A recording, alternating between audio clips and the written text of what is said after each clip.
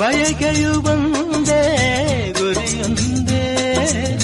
ನಿನ್ನ ಚೆಲುವಿಂದ ನಿನ್ನ ಒಲವಿಂದ ನನ್ನಲ್ಲಿ ತಂದೆ ಆನಂದ. ಈ ಸಂತೋಷ ಸೌಭಾಗ್ಯ ನಿನ್ನಿಂದ ಜೀವನವಾಗಿದೆ. ಭಾವಜೇನಾಗಿದೆ ಬಾಳು ಹಾಡಾಗಿದೆ. ನಿನ್ನ ಸೇರಿ